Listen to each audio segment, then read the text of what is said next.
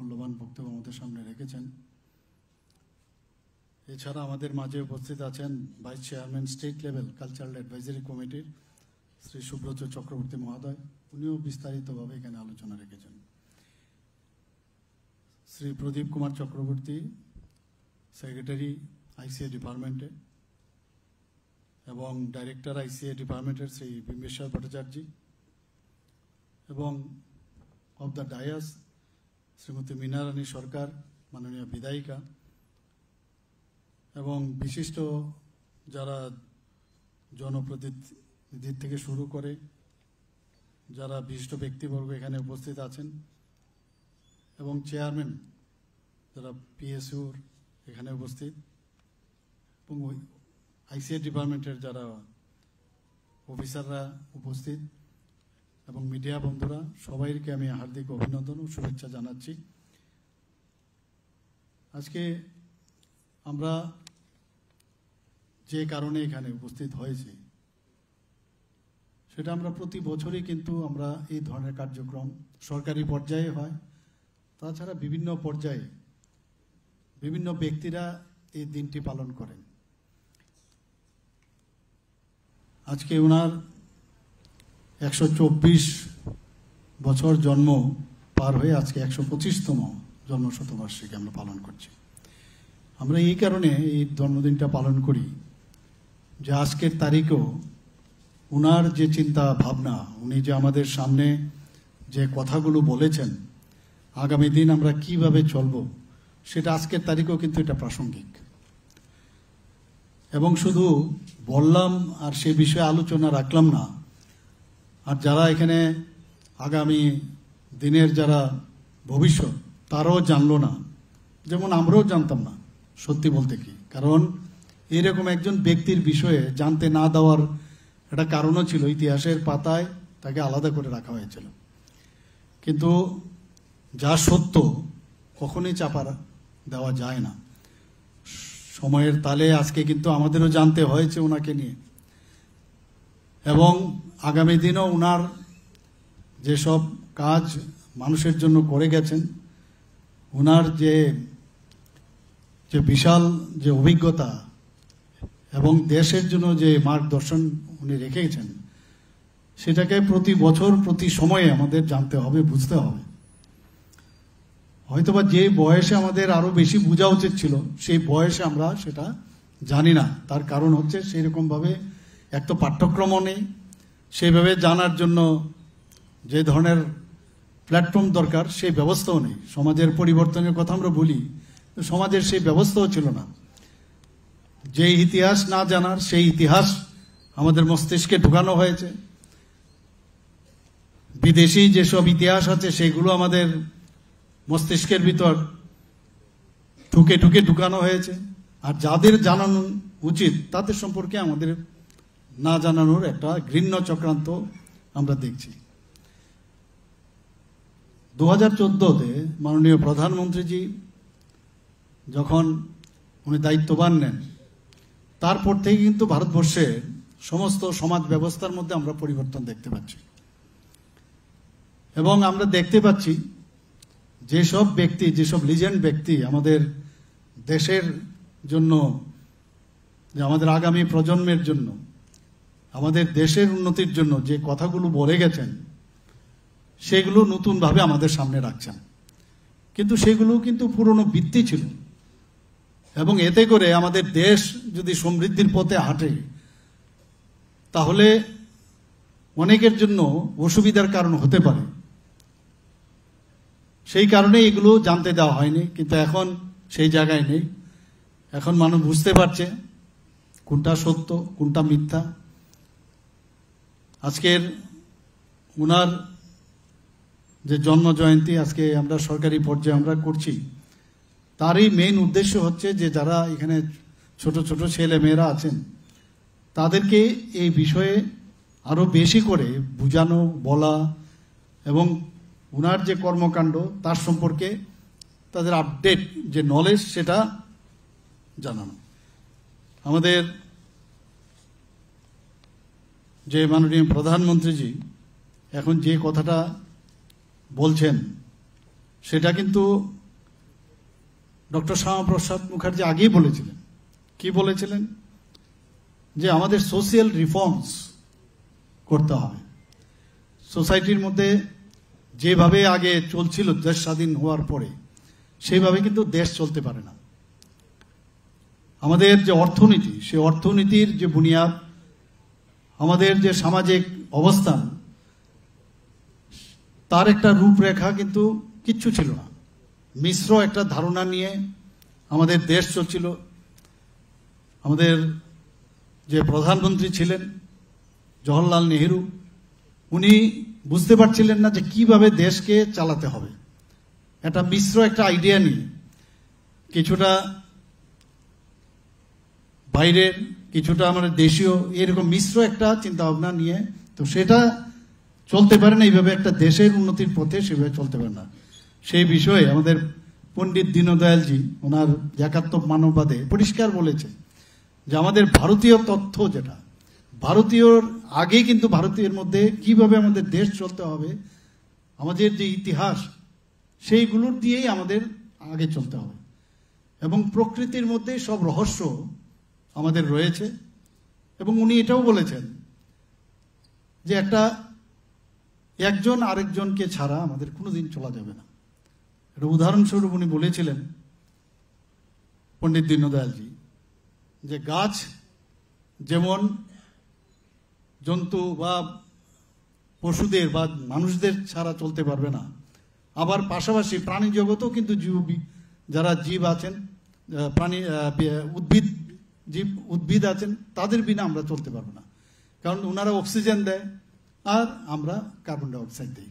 এটা উদাহরণ, প্রকৃতির মধ্যেই রহস্য রয়েছে। এর জন্যই আজকের তারিখে মাননীয় প্রধানমন্ত্রী জি বলছেন সবকা সাথ, সবকা বিকাশ, বিশ্বাস আর প্রয়াস। আর আগে আমরা যেসব সোশিয়ালিজমের কথাই বলি, ক্যাপিটালিজমের কথা বলি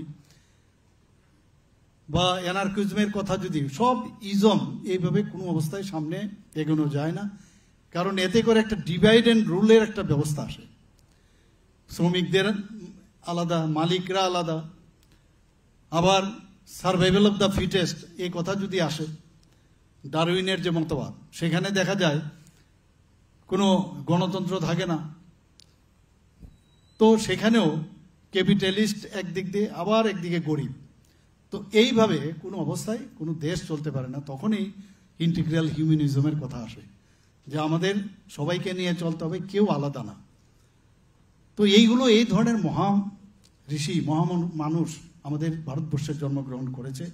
এবং যখন যখন ওনাদের জন্মদিন হয় বা ওনাদের যে বলিদান দিবসই বলি বা ওনাদের প্রয়াণ দিবস আমরা যখন পালন করি, আমাদের দেশের মধ্যেই কিন্তু ওনারা ছিলেন, আমাদের মার্গদর্শন কিন্তু ওনারা করে গেছেন। তো সেখানেই আজকে মাননীয় প্রধানমন্ত্রীজি যখন প্রধানমন্ত্রীর দায়িত্ব নেন, তখনই ডক্টর শ্যামাপ্রসাদ মুখার্জি বলেছেন যে আমরা সেলফ রিলায়েন্স হতে হবে। আমাদের অর্থনৈতিক যে ব্যবস্থা, আমাদের নিজেরাই নিজেদের প্রচেষ্টায় আমরা অন্যের উপর যাতে আমরা ভরসা করে না থাকতে হয়, সেই বিষয়টা আমাদের দেখতে হবে। সেই বিষয়ে মাননীয় প্রধানমন্ত্রীজি এখন জোর দিয়েছেন। বিভিন্ন সোশিয়াল রিফর্ম একটার পর একটা করে যাচ্ছেন। আমরা যদি 3 তালাকের কথা বলি, 3 তালাকে আগে আমাদের মুসলিম মায়েরাও বোনদের কথায় কথায় 3 বার যদি 3 তালাক বলা হয়, তাদের ডিভোর্স হয়ে যেত। এখানে সোশিয়াল রিফর্ম এনেছেন, অনেক কথা বলেছেন যে যদি এই ধরনের বিলোপ যদি করা হয় 3 তালাক প্রথা, তাহলে ভারতবর্ষের মধ্যে পুরো রায়ট হয়ে যাবে, কিন্তু কিছুই হয়নি। তো বিভিন্ন সোশিয়াল রিফর্ম আপনারা দেখেছেন কিছু কিছু ক্ষেত্রে। আমাদের ত্রিপুরাতেও আমরা যেভাবে ডিরেকশন আমাদের কেন্দ্রের থেকে আমরা পাচ্ছি, যে অনেকগুলো আইন আছে যেগুলো ব্রিটিশ আমলে সেগুলো ছিল, সেগুলো যদি এখন আমরা প্রয়োগ করতে যাই, সেগুলো বাস্তব জগতে কিন্তু কোনো অবস্থায় সম্ভব নয়। তো এগুলোকে স্ক্র্যাপিং করার জন্য প্রচুর আইন এখন কিন্তু আস্তে আস্তে করে আমরা সোশিয়াল রিফর্মের মাধ্যমে সেগুলো আমরা করছি। একদিনে হবে না, প্রচুর আইন এরকম। তো সেইগুলো ডক্টর শ্যামাপ্রসাদ মুখার্জি আমাদের বলে গেছেন এবং সেগুলো মাননীয় প্রধানমন্ত্রীজি করছেন। আমাদের ডক্টর শ্যামাপ্রসাদ মুখার্জি বারবার বলছেন এগ্রিয়ান কান্ট্রি হচ্ছে আমরা ভারত। সেখানে যদি এগ্রিকালচারে আমরা যদি স্বাবলম্বী না হই, এগ্রিকালচারকে যদি আমরা ভালো করে এখানে উন্নতি না করতে পারি, তো আমাদের দেশের উন্নতি কোনোদিন সম্ভব নয়। এবং আজকে কিন্তু আমরা দেখছি যে আমাদের যে সরকার, কেন্দ্রীয় সরকার, আমাদের রাজ্য সরকার কৃষকদের যাতে তাদের ডাবল লাইন ইনকাম হয়, তাদের যেসব সুযোগ সুবিধা দেওয়া, সেটা কিন্তু বিভিন্ন স্কিমের মাধ্যমে আমরা দিচ্ছি, যাতে এগ্রিকালচারে আমাদের সবচেয়ে বেশি আমাদের যে জিডিপি সেখানে এগ্রিকালচার থেকে আসে। আমরা করোনার সময় আমরা দেখেছি সারা পৃথিবীর মধ্যে যেখানে ইন্ডাস্ট্রির উপর ভিত্তি করে চলে, সেই জায়গাগুলো কিন্তু তাদের অর্থনৈতিক যে অবস্থা অনেকটাই খারাপ হয়ে গিয়েছিল। কিন্তু আমাদের দেশ কিন্তু সেই দিক দিয়ে কোনো সমস্যা হয়নি, কারণ আমরা এগ্রিকালচারের দিকে উন্নত ছিলাম, আমাদের সমস্যা হয়নি। তো তার উপর ভিত্তি করে আমাদের সবসময় আমাদের ডক্টর শ্যামাপ্রসাদ মুখার্জি বলেছেন, সেই কাজটা মাননীয় প্রধানমন্ত্রীজি বলছেন। আবার উনি এটাও বলছিলেন যে মার্জিনালাইজড আপলিফটমেন্ট, যারা প্রান্তিক ব্যক্তি তাদেরকে উন্নতি যদি না করি, তাদের যদি উন্নয়ন, আর্থিক সামাজিক উন্নয়ন যদি না হয়, তাহলে কোনো অবস্থায় দেশ উন্নতি হবে না, রাজ্য উন্নয়ন হবে না। আজকে কিন্তু আমরা সেই কাজটা আমরা করছি। আপনারা জানেন যে আমাদের রাজ্যে প্রতি ঘরে সুশাসন, আমরা এই নিয়ে দুবার আমরা করেছি।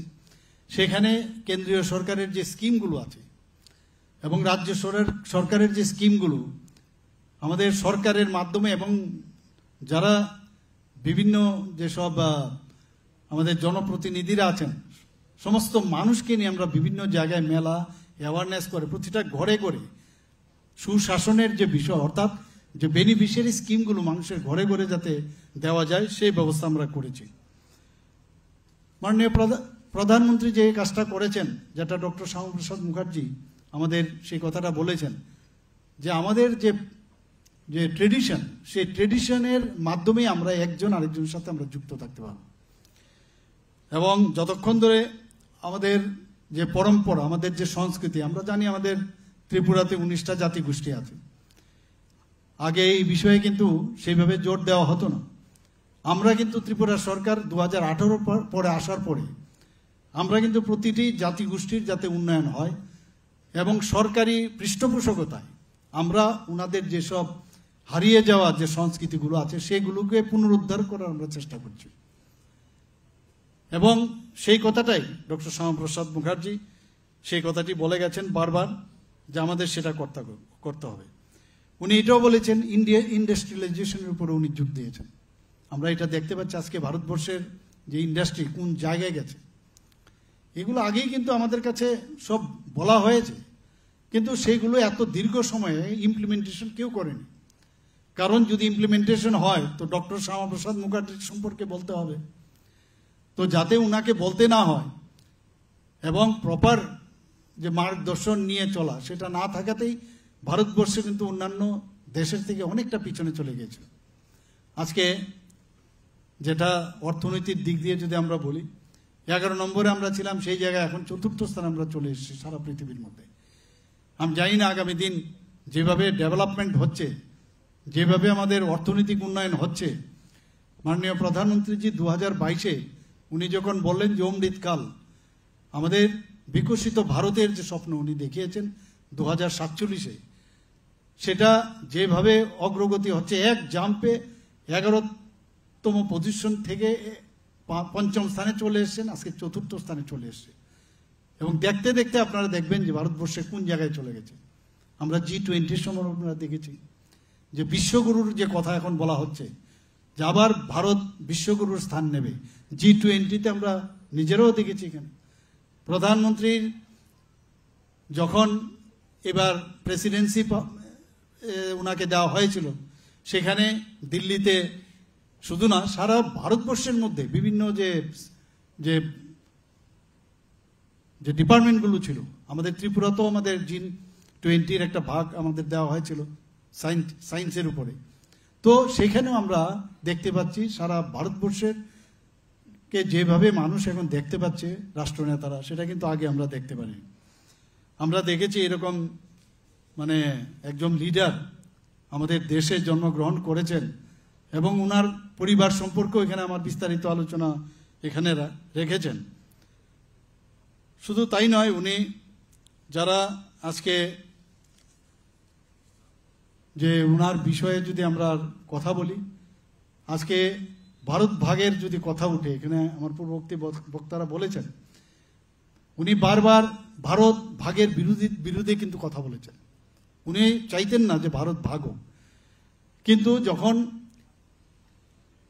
এই পশ্চিমবাংলা এবং নোয়াখালী, কলকাতায় যে ক্যালকাটা একটা রায়ট, আপনারা সবাই জানেন যে বিগ রায়ট একটা হয়েছিল, সেখানে কিভাবে যে অগ্নিসংযোগ, খুন, ধর্ষণ, মানে এইরকম একটা রায়ট নোয়াখালী এবং ক্যালকাটা যে ঘটনা হলো, তারপর থেকে উনি চিন্তা করলেন যে না, যদি দেশ ভাগ হয় তো এর আগে বাংলাকে আগে ভাগ করতে হবে। কারণ বাঙালি হিন্দুদের এমন এক অবস্থা হয়েছিল, একটা চক্রান্ত হয়েছিল তৎকালীন সময়ে, যে প্রভিন্স যে ছিল বেঙ্গল প্রভিন্স, সেই প্রভিন্সের যিনি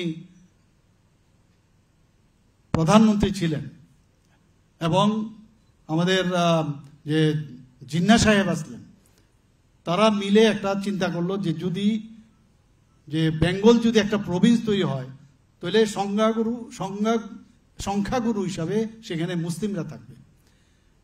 তাহলে ওনাদের যে চিন্তা ভাবনা যে মুসলিম লীগের, সেই মুসলিম লীগের চিন্তাধারা আগামী দিন যদি এটা একটা আলাদা রাষ্ট্র হয়, তাহলে পরবর্তী সময় এটা পাকিস্তানে যোগ হয়ে যাবে। সেই ভাবনা যখন উনি আসলেন, যে এবং যেভাবে রায়ট করলো, যেভাবে হিংস্রতার সাথে ক্যালকাটা রায়ট হয়েছে, নোয়াখালী রায়ট হয়েছে, তখন উনি বললেন যে আগে বাংলা ভাগ করতে হবে, হিন্দু বাঙালিদের এটা আলাদা রাজ্য রাখতে হবে। তখন কিন্তু আজকে পশ্চিমবাংলায় যে আজকে যে পশ্চিমবাংলার যে আমি বলবো স্থপতি এবং ফাদার অফ বেঙ্গল, সেটা হচ্ছে ডক্টর শ্যামাপ্রসাদ মুখার্জি। এবং ওনার কারণে কিন্তু আজকে পশ্চিমবাংলার হিন্দুরা কিন্তু এখানে আজকে থাকতে পারছে। এবং আদারওয়াইজ কি হতো, যে যদি যে চক্রান্ত ওরা করেছিল, যদি আলাদা করে প্রভিন্স হতো, তো যেহেতু এখানে যে সংখ্যাগুরু ছিল মুসলিমরা, সেটাকে পরবর্তী সময়ে আমরা কিন্তু হিন্দু বাঙালিদের আর খুঁজে পেতাম না, একদম নিশ্চিত। কারণ তার প্রমাণ হচ্ছে, আমরা যদি কাশ্মীরের ঘটনা আমরা দেখি, সেখানে যারা হিন্দু পণ্ডিতরা ছিলেন তাদের অবস্থা আমাদের সবার জানা। সেই জায়গায় উনার কারণে আজকে যে হিন্দুদের যেভাবে উনি বাঁচিয়েছেন একটা স্থান, যে পশ্চিম বাংলা হিসাবে পরবর্তী সময়ে কোচবিহারের একটা অংশ যোগ হয়েছে, বিহারেরও একটা অংশ পশ্চিমবাংলাতে যোগ হয়েছে। কারণ যে পরিমাণে ইস্ট বেঙ্গল থেকে যখন বাংলা ভাগ হলো, হিন্দু বাঙালিরা যখন পশ্চিমবাংলাতে আসলো, জায়গারও কিন্তু সংকলন হচ্ছিল, কিন্তু এই জায়গাগুলো যখন লেজিসলেশনের মাধ্যমে সাথে যুক্ত হলো, বিহারের খানিকটা অংশ যখন যুক্ত হলো, তাতে করে কিন্তু পশ্চিমবাংলার যে ভৌগোলিক অবস্থারও কিন্তু অনেকটা বেশি হলো। তো আজকে কিন্তু সেটা আমরা দেখতে পাচ্ছি যে বাঙালি হয়েও, হিন্দু বাঙালি হয়েও সেইভাবে ওনাকে কিন্তু সম্মান দেওয়া হয় না। শুধু বাঙালিদের জন্য উনি চিন্তা করেননি, হিন্দু বাঙালিদের জন্য উনি চিন্তা করেননি। আজকে 370 ধারা 35 এর কথা বলা হচ্ছে, কোথায় উনি চলে গেলেন? কাশ্মীরে। আমাদের যখন আমরা ওনার সম্পর্কে জানতে পারি, যখন দিল্লির থেকে উনি বললেন, যেখানে আমার পূর্ববর্তী বলেছেন যে অলরেডি যে এক দেশের মধ্যে দুটো দেশ কি করে হবে, দিল্লির থেকে উনি রওনা দিলেন পাঞ্জাবে, সেই পাঞ্জাব থেকে যখন জম্মুতে ঢুকে ওনাকে গ্রেপ্তার করা হয়। এবং সেখানে উনি বলেছেন যে একটা দেশের মধ্যে একটা নিশান, একটা বিধান আর একজন প্রধান আলাদাভাবে থাকতে পারে না, এবং পারমিট নিয়ে কেন ঢুকতে হবে। এই পারমিট প্রথা বিলুপ করার জন্য, 370 ধারা বিলুপ করার জন্য উনি প্রতিবাদ করলেন, এবং তার জন্য উনি ওখানে কিন্তু ঢুকার চেষ্টা করলেন, ওনাকে অ্যারেস্ট করে নিয়ে যাওয়া হলো। এবং পরবর্তী সময়ে কিভাবে এখনো রহস্যজনক ওনার যে মৃত্যু, সেই মৃত্যুর রহস্য রয়ে গেল, আমরা সবাই জানি। কিন্তু পরবর্তী সময়ে পারমিট প্রথা বাতিল হলো। কিন্তু এই 370 এবং 35 এর বিরুদ্ধে উনি যে সোচ্চার হয়েছিলেন, যে কাজটা উনি করে যেতে পারেননি, সেটা যশস্বী প্রধানমন্ত্রী নরেন্দ্র মোদীজি সেই কাজটা করলেন। অখণ্ড ভারতের কথা বলছেন, সেই অখণ্ড ভারতের যে প্রথম যিনি উনি যে আগুনটা উনি জ্বালিয়েছিলেন, সেই আগুনটা নিভিয়েছেন যশস্বী প্রধানমন্ত্রী নরেন্দ্র মোদীজি, এই 370 এবং 35 ধারা বিলুপ করে। আজকে আমরা দেখতে পাচ্ছি যে ধরনের যে মুসলিম লীগের যে চিন্তা ভাবনা, সেটা কিন্তু যে কারণে আমাদের নিজেদের মধ্যে যে একটা ডিভিশন করার যে চিন্তা ভাবনা করেছে। প্রথমে তৎকালীন সময়ে যিনি প্রাইম মিনিস্টার ছিলেন ইস্ট বেঙ্গলে, উনি বুঝিয়েছিলেন যে ইস্ট বেঙ্গলের যে ওখানকার যে এগ্রিকালচারের যে অবস্থা, ওখানে এত উর্বর জমি, আর পশ্চিমবাংলার যে ইন্ডাস্ট্রি, বিভিন্ন ইন্ডাস্ট্রি, পেপার ইন্ডাস্ট্রি হোক, এখানে জুট মিলই হোক এবং এখানে পোর্টেই হোক, সবকটা দুটো বাংলা যদি আমরা একসাথে থাকি তাহলে বাংলার যে অর্থনীতি সেটা যে রুইন হয়ে যাবে, সেভাবে উনি বুঝিয়েছিলেন। আসলে কিন্তু এরকম না। তার মেইন উদ্দেশ্য ছিল যে আগামী দিনে পুরো মানে হিন্দু বাঙালিদের যাতে একেবারে অবলুপ্তি করা যায়, সেই দিশায় কাজটা করেছিল। আজকে একদিকে বাংলাকে বাঁচানো, দেশের অখণ্ডতার জন্য জম্মু অ্যান্ড কাশ্মীরকে ভারতের অন্তর্ভুক্তি করা, এই কাজগুলো উনি করেছেন। একটার পর একটা আমরা যদি আজকে দেখি, আজকের দিনে এটা আলোচনা খুবই প্রাসঙ্গিক আমি মনে করি। আমরা দেখেছি যখন উনি ফজলুল হকের মন্ত্রিত্বে উনি অর্থমন্ত্রী ছিলেন, সেখানেও আমরা দেখেছি যখন মেদিনীপুরের যখন ফ্লাডে প্রচণ্ড ক্ষয়ক্ষতি হলো, উনি ওখানে যাওয়ার জন্য চেষ্টা করলেন, কিন্তু ওনাকে আটকিয়ে দেওয়া হলো। এর প্রতিবাদে উনি কিন্তু সেখান থেকে পদত্যাগ করেন এবং পরবর্তী সময়ে আমরা দেখলাম যে সেখানে কিন্তু উনি পৌঁছে গেছেন, রিলিফ দেওয়ার ব্যবস্থা করেছেন। এটা হিউম্যান টাচের যে ব্যবস্থা ওনার মধ্যে আমরা দেখেছি। তাছাড়াও আমরা দেখেছি আজকে যখন শত শত ইস্ট বেঙ্গল থেকে যখন হিন্দু বাঙালিরা ভারতবর্ষে আসতে লাগলো, পশ্চিমবাংলায় এবং আসাম, ত্রিপুরাতে যখন আসতে লাগলো, তখন কিন্তু রা শব্দটিও নেই তৎকালীন সময়ে নেহেরুর। কিন্তু উনি নিজে আসামেও গেছেন, ত্রিপুরাতেও উনি এসেছেন সেই সব শরণার্থীকে দেখা করার জন্য। এসব আমাদের ইতিহাস, এগুলো সম্পর্কে আমাদের জানতে হবে। তাদের সুখ দুঃখের সাথী হওয়ার জন্য উনি চেষ্টা করেছেন। কিন্তু আমরা তৎকালীন সময়ে যারা রাষ্ট্রপ্রধানরা ছিল তারা কিন্তু আসেননি। আমরা এটাও দেখেছি যখন নেহেরু লিকায়তের যে একটা অ্যাকর্ড হলো, তার বিরুদ্ধে প্রতিবাদ করে উনি মুহূর্তেও দেরি করেননি। উনি ওনার মন্ত্রিসভাতে ছিলেন, সেখানে উনি ইমিডিয়েটলি উনি রেজিগনেশন দিয়ে উনি ওখান থেকে বেরিয়ে এসছেন। তারপরে 1951 সনে নতুন করে জনসংঘের প্রতিষ্ঠিত করেন এবং সেই জনসংঘের যে প্রতিষ্ঠিত করার পরে 1980 সনে আমাদের যিনি প্রধানমন্ত্রী ছিলেন অটল বিহারী বাজপেয়ীজি, ওনার সময়ে আজকে ভারতীয় জনতা পার্টির যে স্থাপন সেখানে হয় এবং আজকে ভারতীয় জনতা পার্টির নেতৃত্বাধীন সরকার সারা ভারতবর্ষের মধ্যে যে 28টা রাজ্য আছে, এর মধ্যে 20টার উপরে আজকে আমাদের ভারতীয় জনতা পার্টির সরকারের সেখানে চলছে। এবং যেভাবে আজকে দেশ সামনের দিকে এগিয়ে যাচ্ছে, যেভাবে এখানে অপারেশন সিন্দুরের ঘটনা এখানে বলেছেন, এবং প্রতিটা কথায় যখনই কথা হয় উনাকে ছাড়া কোনো কথা হবে না। উনি কি বলেছেন যে প্রথমে প্রতিবাদ করো, বারবার ভারত কখনো কাউকে আক্রমণ করে না, কোনো যে ধর্মের প্রতি কোনো অবিশ্বাস নেই, কিন্তু এইভাবে যখন বারবার করছে প্রথমে প্রতিবাদ করো, প্রতিরোধ করো, আর নতুবা প্রতিশোধ নাও, অপারেশন সিন্দুর সেই কাজটা দেখিয়েছেন। মাত্র 25 থেকে 26 মিনিটে যারা টেররিস্ট পাকিস্তানের বিরুদ্ধে যুদ্ধ করেননি, উনি কি করেছেন, যেসব টেররিস্টরা ছিল তাদের যে আতুর ঘরগুলো, সেই ঘরগুলো ধ্বংস করে দিয়েছেন উইদিন 25 to 26 মিনিটস। এবং প্রেসিশনের যে অ্যাটাক যাকে বলে, এর আগেও করেছেন, যে সার্জিক্যাল অ্যাটাকে হোক বা এয়ার স্ট্রাইকে হোক, উনি দেখিয়েছেন যে বারবার, কিন্তু তার একটা মানে সহ্যর একটা সীমা আছে।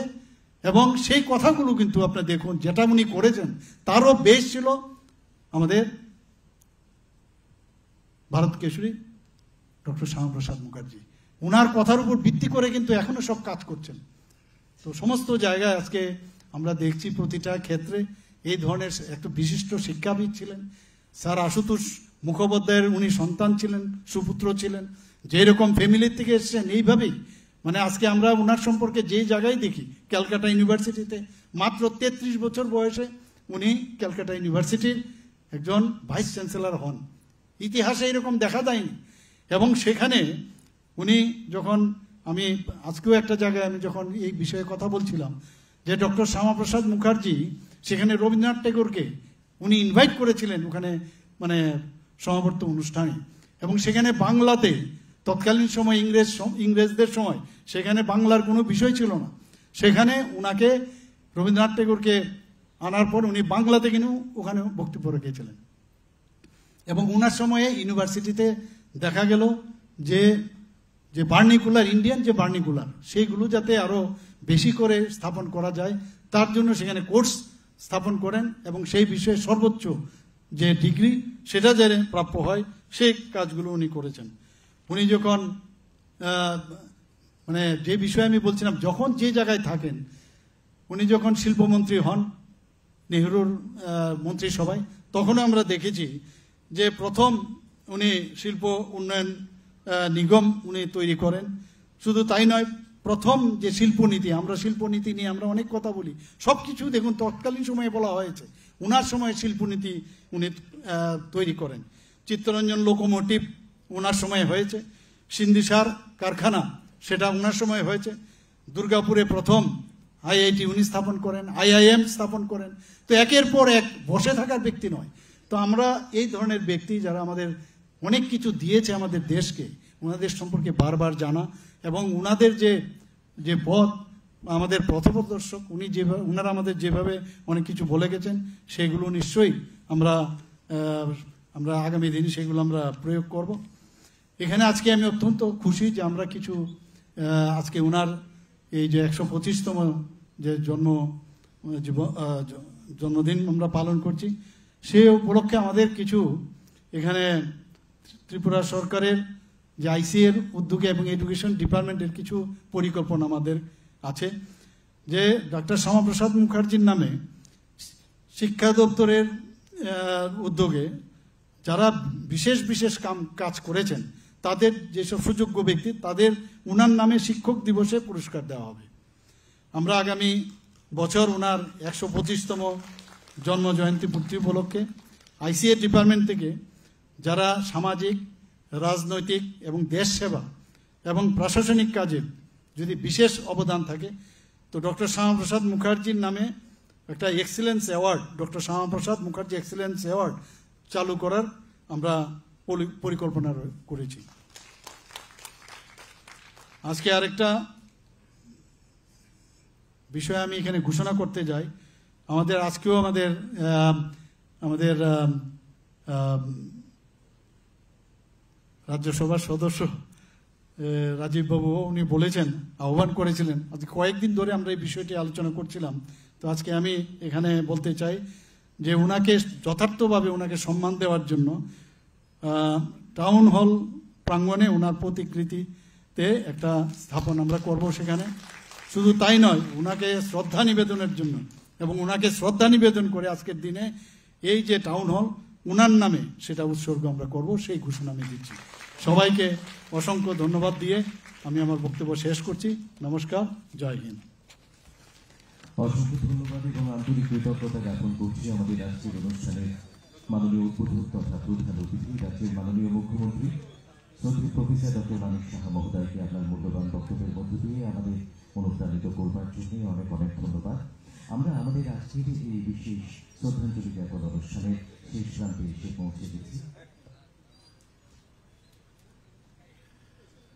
আমার মনে হয় যে আমরা রাজ্যবাসী হিসাবে এই ভারত কেশরী ডাক্তার শ্যামাপ্রসাদ মুখার্জির দীর্ঘদিন ধরে আমাদের এটা দাবি ছিল যে শ্যামাপ্রসাদ মুখার্জির যে কৃতিত্ব, উনাকে শ্রদ্ধাঞ্জলি দেওয়ার জন্য উনার একটা প্রতিকৃতি আগরতলা